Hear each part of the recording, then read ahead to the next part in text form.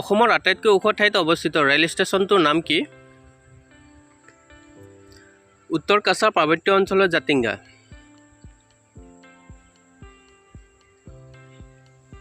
অসমীয়া সাহিত্যৰ সৰ্বশ্ৰেষ্ঠ বঁটাটোৰ নাম কি? অসম উপত্যকা সাহিত্য বঁটা। কোন চনত লেখিকা পূৰবী বৰমুদৈয়ে অসম উপত্যকা সাহিত্য বঁটা লাভ কৰিছিল? 2011 চনত। অসমীয়া সংস্কৃতিলৈ বিশিষ্ট অৱদান আগবঢ়োৱাৰ বাবে কি বঁটা প্ৰদান কৰা হয়? বিষ্ণুৰাভা বঁটা। কিমান বছৰ বয়সৰ অধিক ব্যক্তিলৈ শ্ৰীমন্ত শংকৰদেৱ বঁটা আগবঢ়োৱা হয়? 50 বছৰ বয়সৰ অধিক ব্যক্তিলৈ।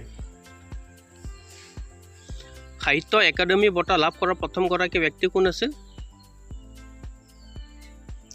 যতীন্দ্ৰ নাথ দুৱৰা। জ্ঞানপীঠ বঁটা বিজয়ী অসমৰ দ্বিতীয়গৰাকী ব্যক্তি কোন আছিল?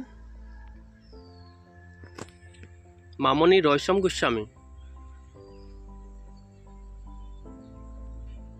মৃত্যুঞ্জয় উপন্যাসখনৰ লেখক কোন? ডক্টৰ বীৰেন্দ্ৰ কুমাৰ ভট্টাচাৰ্য। ডক্টৰ ভূপেন হাজৰিকাই কিমান চনত দাদা চাহেব ফাল্কে বঁটা লাভ কৰিছিল? 1992 চনত। ডক্টৰ ভূপেন হাজৰিকাই কিমান চনত সংগীত ৰত্ন বঁটা লাভ কৰিছিল? 2009 চনত। অভিনেত্ৰী চেতনা দাসক কোন চনত আম্বেদকাৰ বঁটা প্ৰদান কৰা হৈছিল? 2000 চনৰ 5 ডিচেম্বৰ তাৰিখে।